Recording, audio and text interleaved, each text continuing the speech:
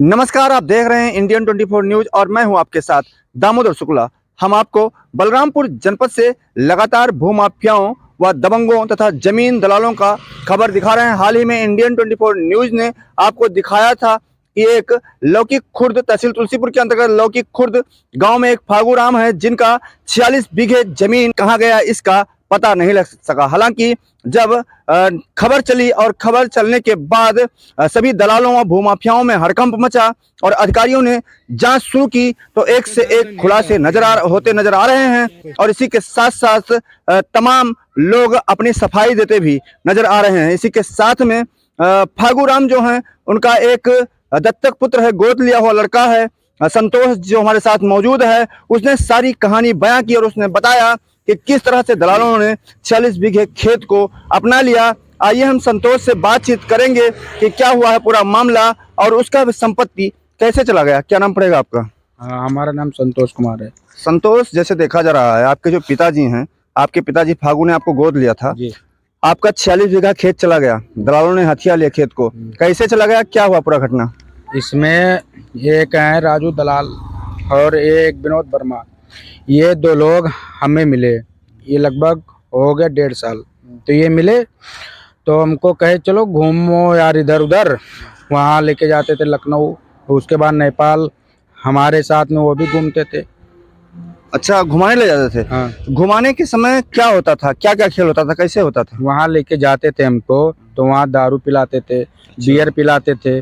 उसके बाद तो इससे खाते पीते, उसके बाद तो हाँ, हमारे जिम्मे पैसा नहीं रह गया। तो हमने कहा भैया हमारे पास पैसा नहीं है। तो उसने कहा अगर आपके पास नहीं है तो हमसे ले लो। तो अगर 2,000 देते थे तो वो लिखवाते थे स्टाम्प पे 20,000। यानी स्टाम्प पे आपको साइन करवाया जाता था? हाँ, उस पे साइन करवाते थे। अगर 20,000 देते थे तो उस पे 5 लाख लिखवाते थे। अच्छा। हाँ। फिर जो स्टाम्प होता था कहीं पेश करते थे वो? हाँ, वो लेके यहाँ थाने पे आते थे लेके तुलसीपुर, तो वहाँ देते थे, पेश करते थे। तो वहाँ से थाने से हमारे पास फोन जाता था। अच्छा। तो मैं आता था थाने पे, तो वहाँ हमें इतना मारते थे। और उसके कौन बाद मारता था? नाम नहीं पता है। नहीं, मारता कौन था? जो थाने पे कौन मारता था? आप लोग मारते थे। पुलिस? हाँ, तो पुलिस वहाँ वाले? हाँ वहाँ मारते थे पुलिस वाले। तो फिर हाँ, हमारे पापा के वहाँ फोन जाता था, उनका नाम फागू राम है। वहाँ फोन करते थे कि फागू राम आपका लड़का यहाँ थाने पे बैठा है। तो वो आते थे, उनके सामने भी मुझे बहुत मारते थे। तो मारने लगते थे तो हमारे पापा बोलते थे कि साहब हमारे लड़के को मारो मत, जो भी है ये। तो वो बोलते थे या खेत दो या पैसा दो।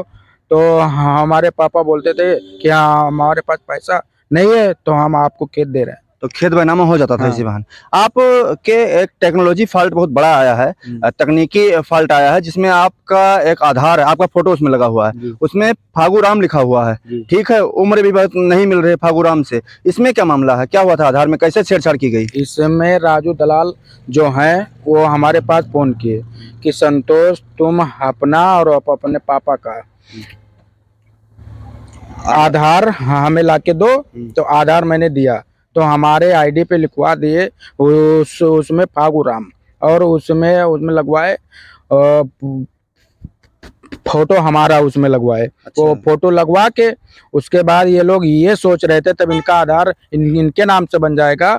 तो इसमें जो उनका जितना सारा संपत्ति है ये संतोष यानी संतोष बैनामा करेंगे। ये जो षड्यंत्र रचा गया, षड्यंत्र की जानकारी आपको कब हुई कि हमारा, जब दोनों लोगों का आधार मांगे, आपने आधार क्यों दिया दोनों लोगों का, किस लिए मांगे थे वो? ये मांगे थे कि संतोष जो आपने हमसे रुपया लिया है तो ये आधार कार्ड में दे दो और आप वहाँ आके साइन कर दो। अच्छा, साइन कर दो तो खेत लिख जाएगा। हाँ, और अभी आप बता रहे थे, आप कैमरे पे बोल रहे थे कि हमारा कुछ सामान था, डीजे था। हाँ, और संपत्ति था। हाँ, कौन लिया है, कैसे ले लिया? हमारा डीजे का दुकान था वहाँ मिल चौरा तुलसीपुर में।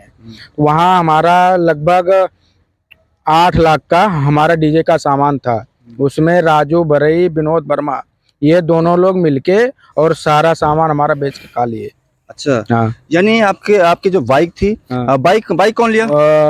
राजू लिए हैं। बाइक राजू ले लिए। बाइक आप मांगे नहीं उनसे?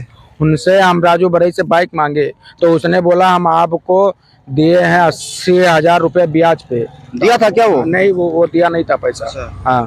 तो यानी ये सब जबरन कर लिए ये लोग।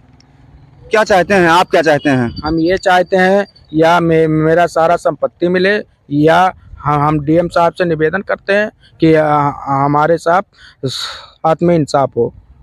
तो आपने देखा यह है सिस्टम का फॉल्ट, तकनीकी व्यवस्था की गई है, प्रौद्योगिकी की व्यवस्था की गई है, किस तरह से इस लड़के से दो आधार लिए जाते हैं और आधार के साथ छेड़छाड़ की जाती है, जिसमें लगातार जो संवैधानिक मामले आते हैं और अभिलेखों से छेड़छाड़ करने के पुलिस मुकदमा दर्ज करती है, उनके ऊपर कार्रवाई करती है, लेकिन फिर भी इन दबंगों और भूमाफियाओं तथा जमीन दलालों के हौसले इतने बुलंद हैं कि फागू राम के नाम से संतोष का आधार कन्वर्ट किया गया और इससे जमीन लेने की पूरी कोशिश थी। और इसी के साथ साथ उन्हें जब जमीन इसके माध्यम से नहीं मिल सकी तो उन्होंने इसकी बाइक को और अपाची बाइक को और साथ में जो इनका कहना है कि इनका डीजे भी लोगों के द्वारा जब्त कर लिया गया। जो जमीन दलाल हैं, जो भूमाफिया हैं, इनके सामान को जब्त कर लिया। अब इसने न्याय की गुहार लगाई।